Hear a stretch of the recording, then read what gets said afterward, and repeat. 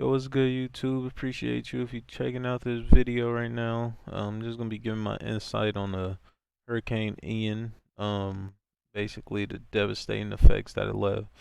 It's pretty crazy. Just giving my insight, and yeah, let's get started. I just want to check out this trailer for this movie Crawl. This movie came out 2019 of September 17th. Okay, that's pretty crazy. Hurricane Ian hit in September too. That's a little weird, but The state of Florida has yeah. issued a Category 5 hurricane warning. Okay. All residents must evacuate immediately. Grab your families, your loved ones, and get out. And you We'll know, be able to come for you. they got that notice so short too. It was like,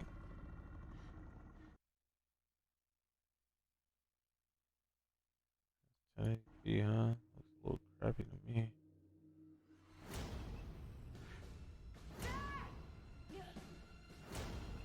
Oh God! What happened?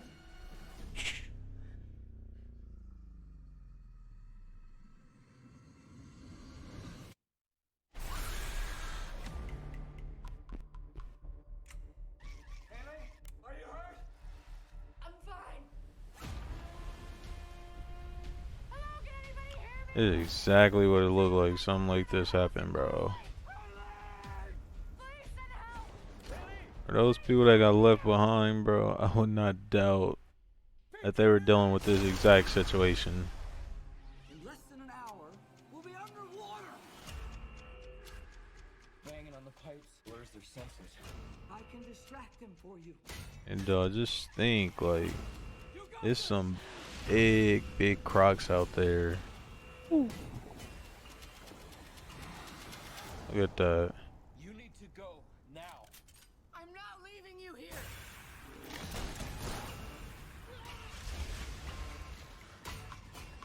Yeah, this movie is crazy. I'll go check it out, bro, if you ain't seen it. But I was just thinking when this movie came out, like, man, if this ever happened, I would not want to be in Florida.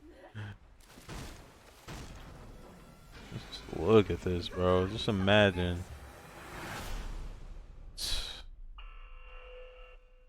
Crawl. Yeah, go check that out if you haven't seen it, but that's exactly what this seemed like it was, you know. Let's look at this. Death toll rises. Death toll climbs in Ian I aftermath as rescue absolutely continued hated to pricking my unfold. fingers. You get these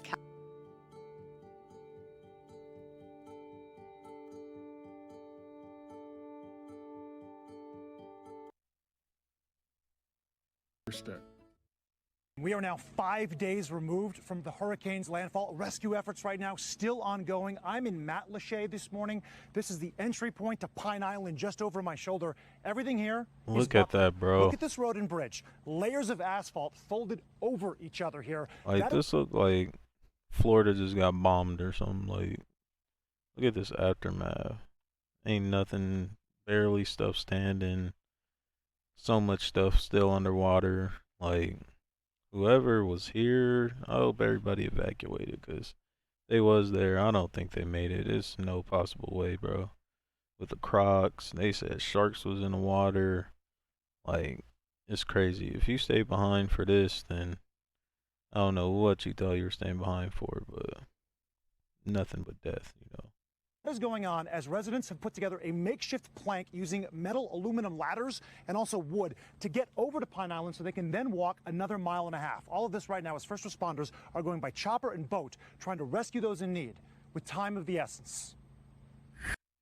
And man, just like that movie, they said we will not be able to get to you. Like, they did not come get people to at least like 2 days, you know, like people was stranded, stuck. If you was out there with water flooded, you know, you was out there for a minute.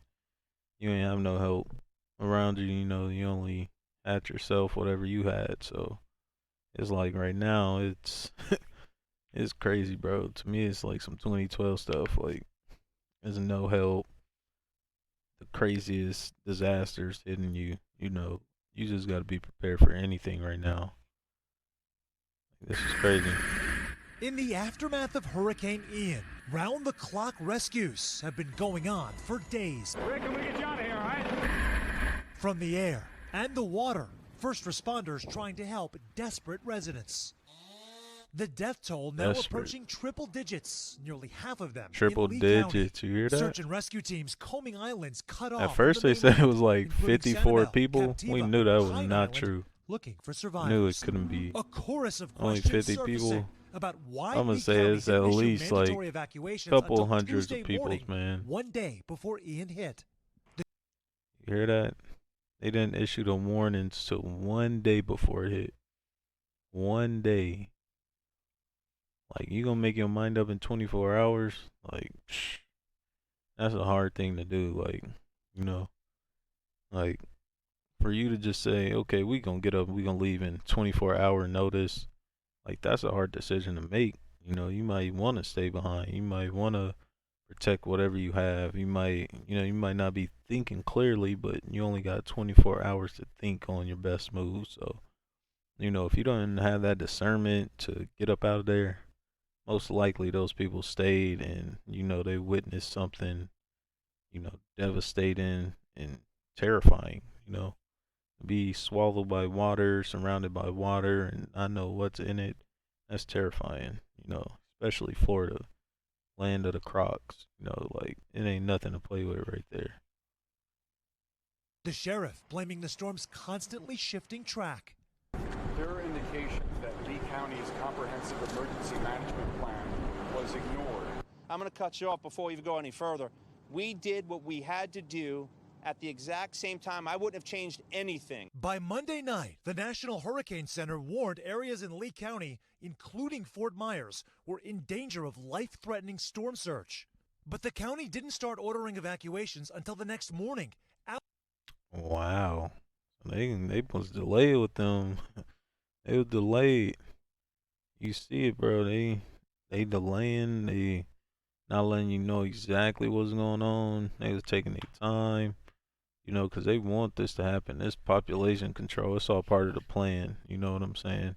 They're not going to let you know to get up out of there right away. They don't want you to get your ass gone. They want you to stay. They only want to give you a short bit of time. So it's a hard decision to make.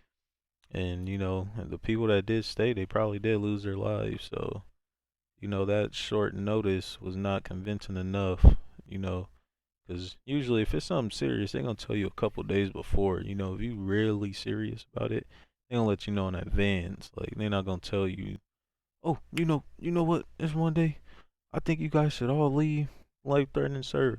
You know what I'm saying? Like, you might be like, are they sure? Like, all of a sudden, like, come on. But that's how people think. You be optimistic about stuff, but right now it's nothing to be optimistic about. There's nothing to play around with. Right now it's time. I feel like it's like a 2012 movie right now that's going on, like, in the world. Everything going on, bro. It's just so much going on. Like, with the fires, the droughts, everything. Like, they hitting us full-fledged right now. So it's like you gotta buckle up and just be ready for anything coming. Like, if you ain't ready, you could lose your life just like that. Like, blink of an Hours eye. after neighboring Charlotte County put out its evacuation orders. They're telling us that we need to evacuate. We don't have places to go. We have no cars to get there. The storm rushed in. Much of the area, including Fort Myers Beach, now hardly recognizable. But it's hardly just these coastal communities that are suffering. Even after the storm passed, a levee breach in Sarasota County, threatening some 70 homes over the weekend. Man. Officials telling us the levee is still compromised. But help is pouring in from all directions. Jose Andres' World getting Kitchen some help and other now. charities are in some of the hardest hit areas. A lack of water also impacting hospitals, forcing them to transfer patients old and young, including NICU infants. For Tiffany Henning, a new mom of twins, the move was frightening. Knowing that my baby needs That's help with crazy, breathing support bro. and is dependent on running power, it was very scary. The twins Wow. ultimately transferred by helicopter to a nearby hospital with power, and we're told they're doing well. That is so scary.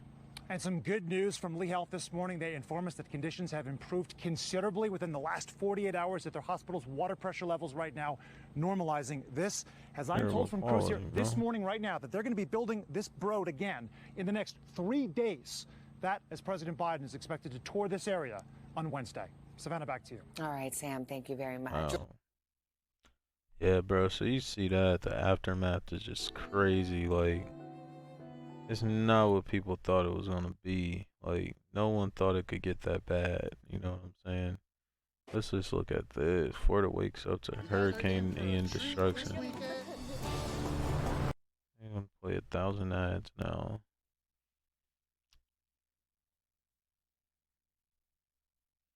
Let's just go to this, bro. Florida Lee's County expects to be out of power for a month. Or a whole month? The White House still a little short on bro. specifics, but we do expect him here somewhere in Fort Myers. He'll look at the devastation firsthand for himself and undoubtedly one-on-one meet with survivors as well. But here in hard-hit Lee and Charlotte County, simply put, life is starting to get a little bit better. More and more gas stations are opening up today, as are grocery stores and restaurants. This is one of the Florida National Guard's 25 distribution sites where desperate and needy people have been coming for days. Every time they get here, they pull up, they get a box of MREs. Those are meals ready to eat. Those are 12 of them, 12 meals. They get 1 or 2 cases of water, and they can also get something you just can't make when you don't have any electricity at home, bags of ice. So that's certainly making them feel a little bit better. Man. Friday and Saturday in particular were extremely busy here with super long lines of cars and trucks to restock their dwindling pre-hurricane supplies. Looking at months and years to recover, man. They tell us they are extremely with all those houses flattened, you know, we need to survive, but I don't doubt any of that. You know, they gonna need a while to get those houses back up. Everything was flattened. So much stuff is underwater. Who even knows if it isn't gonna come up from under that water? You know, who knows it's gonna dry out? A lot of that stuff is probably gonna be covered. You know, Florida might lose some parts of their state. You know, it might be in the water. It might be done. These guys are awesome. It helps so much. I am so sites where desperate and needy people are still. So that's a big improvement. 40,000 utility crews and their bucket trucks are basically working around the clock down here. And also the Florida Power and Light, the largest utility in the state, just now saying they expect all of their customers will have electricity back on Friday. The state's expecting it statewide definitely by Sunday. Of course, those hard-hit, destroyed communities like the beaches on the barrier islands, they had the entire infrastructure just decimated. And so people there, the few that remained, likely won't get power back for a long time. And one would assume the vast majority simply don't feel like going back to the rubble. Won't get power for a long time, bro. And in the meantime, things like a bag of ice, the simplest of luxuries. Phil Keating. Let's just go to this right here. Just want to go to this last source right here. This lady tells her story of what happened. We have no power, no clean water, and no gas. My political opinions have changed, bro. Look at this. She's changing her whole political opinions. She not feeling Biden no more. Look at this. I moved to Venus, Florida from New York earlier this year to be with my mother after my father died. My father chose Venus for its beauty and affordability. When I retired 10 years ago, the neighborhood is a classic Gulf Coast style, small gated community with cookie cutter stucco houses filled with older couples who made the same retirement choice my mom and dad did. My politics are well known to my neighbors. They fly Trump flags and sport "Let's Go" branded bumper stickers while I grow organic beets under the palm trees and listen to NPR all day. In normal times, they chuckle at me as I charge electronics with foldable solar panels, and I giggle to myself when I hear NASCAR blaring from their TVs. We are cordial to one another. We stop and chit-chat about the weather. When our dogs meet on otherwise empty streets, we are polite, and every now and then again, one of them rib me about Sleepy Joe Biden or Crooked Hillary. I laugh with them. I prefer to be happy and have peace with my neighbors more than I care about being right. But now all that has changed. As Hurricane Ian made a last-minute turn towards Venice last Wednesday, we were alerted that our neighborhood was just outside the mandatory evacuation zone. So they were outside the evacuation zone, right? Between that bit of information, the typically fickle nature of hurricane trajectories, almost all the residents in our subdivision decided to stay in their homes.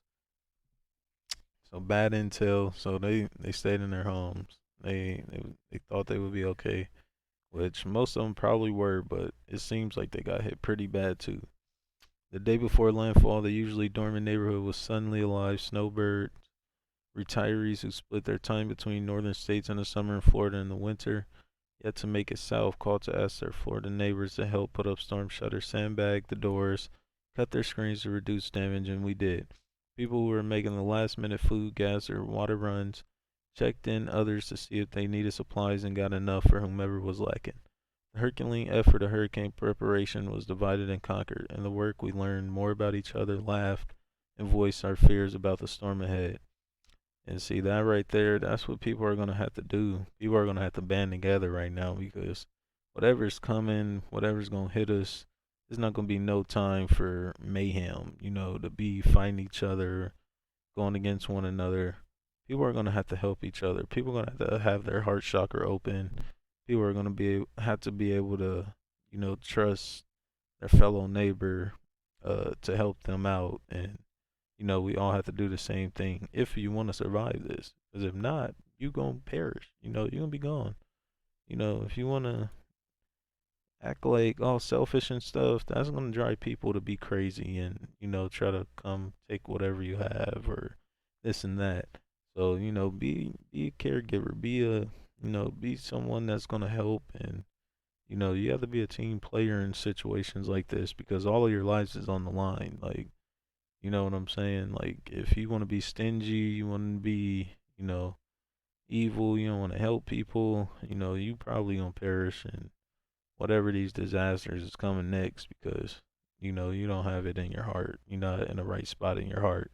So, that would be my biggest advice. Like, she said everything changed. They don't even care about no Trump, no Biden, none of that no more. They thinking about their lives. They thinking about, we got to survive this. You know what I'm saying? We lost power almost as soon as the wind began whipping waves onto our street. The incessant, defining roar of the storm was punctuated with louder and even scarier noises, like when parts of the roof would fly off or 100-year-old trees were sucked out the ground and slammed into the side of the house. 16 harrowing arrows in the eye wall of a hurricane is not something I like to do again. As frightening as the actual storm was, I knew the real difficulty would be the days and weeks ahead. That's when you have to assess, clean up, and repair, usually under terrible circumstances. Mom and I stepped out of that closet and into an unrecognizable world of destruction. Sheesh. Roof all on the ground, bro. This is crazy. Look at this.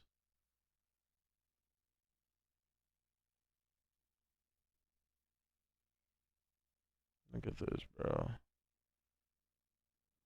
You see that? So if they were in this community, bro, just think. Like, you underwater, bro.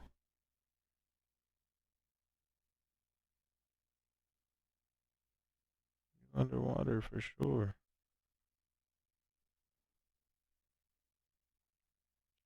Of course, this stuff's starting to dry up somewhat, but look at that.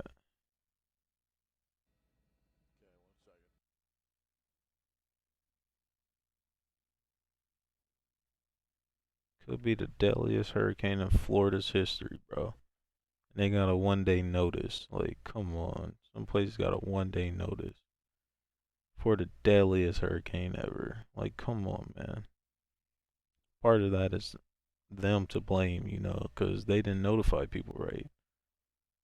It doesn't matter the trajectory of the storm. Like, when a Category 5 hurricane is coming, it doesn't matter. You gotta prepare people the right way. You gotta make sure they know that's coming days ahead. Like, don't tell them, oh, it might miss over you. No, you gotta play it safe. You gotta do the best you can do. Be ready for anything. Yeah, this is just crazy. Like, basically, she just goes on the streets now somewhat drivable or completely impassable for days. They had no help for days.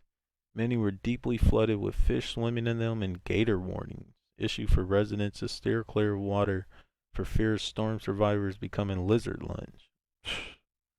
What I'm talking about, that Crawl movie, bro. That's they were not trying to. It's crazy because on the news they weren't trying to even really bring that up. They were laughing or playing it off as a joke, like like, oh, there's really crocs in there, huh? Like, you can't believe it. You know what I'm saying? When they made a whole movie about it, like, how the hell you not know something like that is out there? Like, and how are you playing around with it or kind of joking about it? Like, yeah, there might be something out there. Like, no, there for sure is something out there. You know what I'm saying? Like, they play these games, man. We had no cell service until this past Saturday, so no one had news of any kind except we heard from others. Others had in turn heard it from someone else who had dared ventured out into the unknown. All we had was a literal word on the street. Cell service is back now, but there isn't enough connection to check the internet or open an app. However, you can text, sometimes make a call, and the landline doesn't work. Yeah, bro. So she went over all of this. She said food is rotting in warm freezers and fridges, and the standing water everywhere is breeding swarms of mosquitoes. Like, this is the question, man. Are you ready for something like this? Like, food is rotting in warm freezers and fridges. Like, if you don't have help for days, are you ready to at least last days or a week without help if something was to happen? If there's a big earthquake in California, if there's a big fire surrounding you or something, another hurricane, a tornado, whatever it is, bro. Like, are you ready for something like this? Because, it's coming. This is a year, if anything. There's so much stuff crazy going on right now. Like, that they're not trying to bring attention to. They just said something about a solar flares too, bro. I don't even have that source, but yeah, NASA just put something out about solar flares and how basically these solar flare was just sent out. I think it was yesterday, and how these solar flares are affecting radio communications. Even if it's not hooked up to the grid, it's still affecting radio stations. So even if your radio doesn't need internet or anything, they're saying right now those solar flares are hurting the ability to communicate via radio, via any electronic, GPS, all that stuff. They're saying it's down because of these solar flares, and it's only more to come. So right now it's a lot going on, and all you can do is just stay ready for this. But yeah, I just want to throw my little insight in here for this. And I think it's crazy, man. Like, I don't know what's next, but I would stay ready because right now it's one of those times, like it's time. It's no more jokes, it's no more playing around. It's time to buckle up and, get ready for whatever's to come. So, I send y'all peace, blessings, and love, and praying for the safety of the people out there in Florida. I hope they get that rebound, and anybody that was super, affected by it, I hope they could rebound and get back on their feet, because there's going to be a lot of people in this position at some point, with these natural disasters. So that's all you could really do is just hope for the best for them, and hope that some positive comes out of it from here on out, and that's basically it for this video. I appreciate you if you tuned in, you watched. Look out for the next one. I'm going to be talking about those solar flares more and a few more things. So go ahead and check that out. And I have other videos coming too, more content. So appreciate you watching. Go ahead, hit that like, subscribe, notification if you was rocking with this channel. And appreciate you, man. Sending you love and blessings. All praise to the Most High. And yeah, peace.